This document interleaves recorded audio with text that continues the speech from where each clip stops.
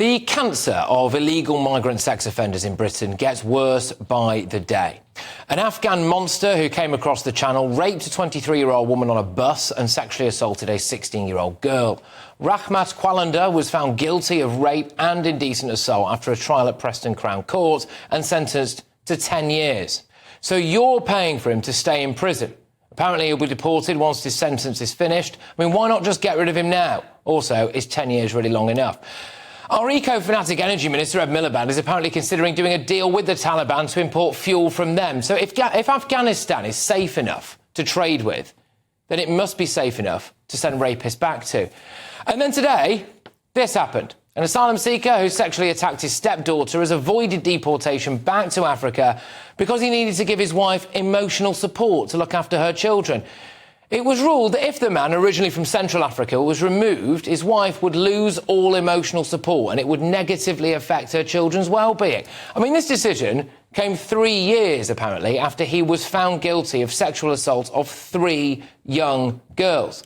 The Home Office has appealed this decision. But what on earth is going on in our courts? What are our judges up to? And how do these lawyers sleep at night?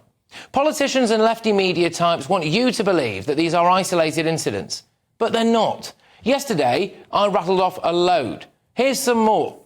Sudanese Mofasim Abdul Karim was caught last year talking to what he thought was a 14-year-old girl online and attempting to meet her for sex. He received a 20-month suspended sentence. Sadistic Iraqi Abdullah Bilal was jailed for 3 years last month for child cruelty after tying up and gagging a child in Wolverhampton and forcing an object into their mouth. Eritrean Hanok Zerai sexually assaulted 6 women in Brighton in 2022 and was sentenced to 8 years in prison. Here is a video that one brave woman took as she tried to fight him off. Don't touch me. Don't touch me. I don't like being touched. My sister, yeah? I don't like being touched, sorry. Hey. No. Ow! Go away! The fact is, you have been paying for these people to live in Britain and commit these crimes. How many more women and children have to be abused before someone puts a stop to this? Let's get our thoughts on my panellists. Political consultant Suzanne Evans. We've got political commentator Alex Armstrong and former Labour Minister Bill Rammell. Suzanne, I'll start with you on this. The absolute scale of this problem, sex attacks by illegal immigrants and asylum seekers, is vast. I think it is. The trouble is we don't know. And this is, I think, what irritates me more than anything else, is that we don't know the scale of this problem. We see these stories day in, day out. It's like there's a new one every day. Yet the government won't tell us how many people are on their watch list, how many people have got criminal records. We don't know whether they've got criminal records because they've chucked their passports, they've chucked all their papers, they're not who they say they are, they lie about their names, their ages, where they've come from. So we don't know, and yet they're living in their midst. And it's like, you know, the monster next door that might well be there that you just don't know about. You don't know if your family is safe, your child is safe, your friends are safe, your neighbours. None of us know. And this is what makes me absolutely sick. And like you just said, Patrick, how many more people have to die, be sexually assaulted, be maimed, be injured, be kidnapped, whatever it might be, before somebody actually damn well does something? Why are we paying for this guy to spend the best part of 10 years in prison? That one, the Afghan Channel migrant there who raped a woman at the back of a bus and then sexually assaulted a 16-year-old at the back of the bus.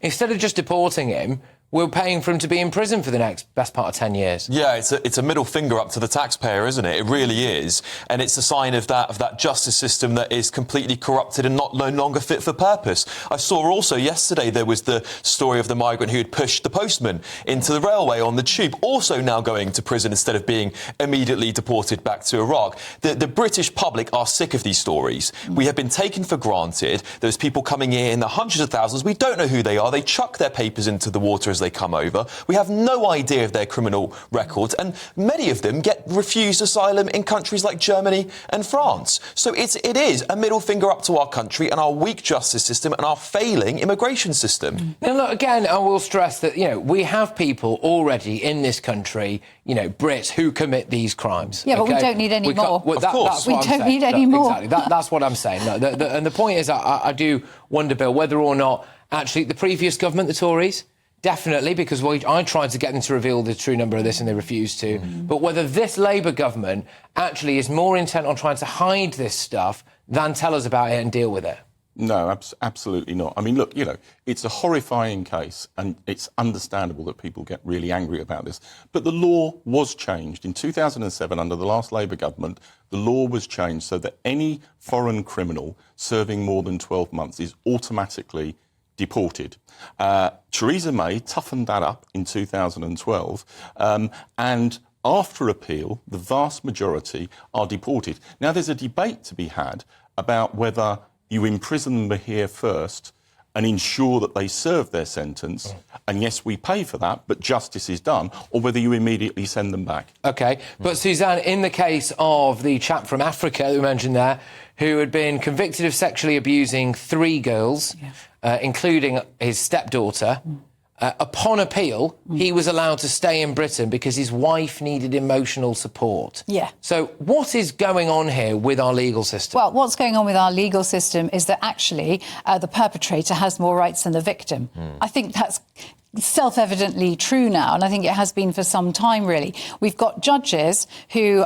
I don't know who they think their loyalty is to, whether it's some abject idea of the law as it applies to human rights worldwide or what it is, but they're activist judges, not judges who are putting the safety of the British people first. And I just despair because, if I was a judge and I saw a murderer before me in another country or somebody who'd sexually abused a young child, I'd want him sodding well put away for life and I'd want him deported. So what is in the mentality of these idiots that they don't do that? I mean, I'm just incensed by it. And it's really interesting, we're talking about lefty lawyers and judges, is that actually that the bar is changing its rules, or is trying to change its rules to say, rather than, you should not be racist, essentially, of being a lawyer, which is completely fair, to now say you must further diversity, equity and inclusion objectives. Like, that's going to be part of the bar. So we're going to just be breeding a whole nother generation of extremely lefty lawyers, and they must prove to pass the bar that they have done something to further DEI. And of course, that's the same with politicians as well, I know we isn't want it? a diet that everything is woe and everything is not working. And we're going to come on to talk about Labour's first 100 days. But do you know, since the general election, the number of deportations of foreign criminals and asylum seekers has gone through the roof. In August, a flight carrying 200 such people to Brazil is the largest flight of deportations we've had on record. There have been similar flights to Vietnam and East Timor, and it's not been communicated effectively. Yeah, you're right. Look, those things have happened, right? 100% those things have happened. And, it's all very well and good us digging out Labour every now and again or whatever, but, that has happened. The counter to that, I do think, Bill, is that we've also had a couple of record days in the Channel, and all of those people will now be allowed to at least claim asylum. I'll stress again, I'm not trying to say that every single person coming across in a small boat is some kind of sexual predator or anything like that. But we are seeing some of them, and I would like that to be stopped, really, and I don't think that's too much to ask. Look, people, I think, have been demonised about talking about this for far too long. And I have been able to fill on successive nights 2 monologues with a catalogue of examples there, and there are loads more. Yet again this evening I've had to cut stuff out because we haven't got all the time to do it. This is a problem that is larger than anyone would like you to believe. Yeah, it is. I think it is. And what also is absolutely needs saying, this is not a right-wing issue. If you don't want people raped, if you don't want people sexually assaulted, if you don't want people, even if it might just be something simple as conned out of money, you have to stand against this. It's not right-wing to want to be safe in your own country. And this is the problem. And I think, Bill, this is what Labour has done an awful lot. It's demonised people that have complained about mass uncontrolled immigration. It's demonised people who have talked about these boats coming in.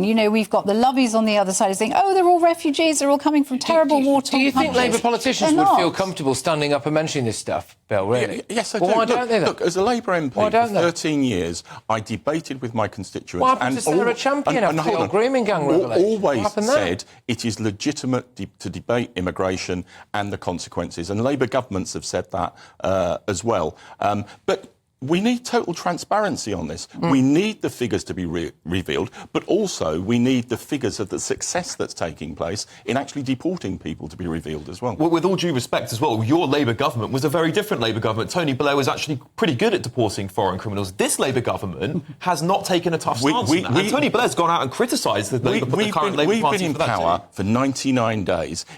The boat crossings and deportations is going to take time to turn around. But already we've made, I think, a very impressive start, significantly increased deportations. And yes, the last Labour government deported about a third more people than the last Tory government. Absolutely each right. year. You're absolutely right. I'm sorry, I see all the time, you see things that, are whipped up into big scandals and they lead the news on other news channels. For me, and I'll make no excuses for this, for me, the idea that we currently have an open door system that allows a absolute catalogue, a Rolodex full of people who go on to commit the most heinous crimes, put young women and young girls and all of these people in dire risk, that to me should be leading the news every single day. Yeah, I agree. 1,000 people came over in these boats, mostly young men, just last Saturday. That could be 1,000 rapists, murderers. We just don't know, and that's the problem. And it's all shot under the carpet. Nobody tells us the truth. It's not swept under the carpet. Oh, this, it is. This has got to be tackled. It is. But we've been in power for 99 days. It is going to take time to turn it round. Well, I have to say, Bill, the first thing Keir Starmer did was scrap the Rwanda plan. Now, Because it wasn't working and it wasn't It wasn't deterrent. There was plenty of evidence to suggest there were migrants queuing up to come over here when Keir Starmer became Prime Minister. If you've got a 1% chance of being deported, for people travelling thousands of miles across the world, that is not a deterrent. And the deportations have increased since the general election because we've diverted resources from Rwanda to doing a guy I mentioned there who thought he was meeting a 14-year-old girl. Turned up, and it was one of those groups of people that snare these individuals, right? So he got quite a rude awakening there. He was meeting her conceivably to have sex. 20 months suspended sentence. So, with respect, what message is that? You can come to this country, find your way in however you want to, live here on the taxpayer's dime. You can meet a 14-year-old girl or you think is a 14-year-old girl for sex, and you don't even go to prison. I mean, I find it ridiculous.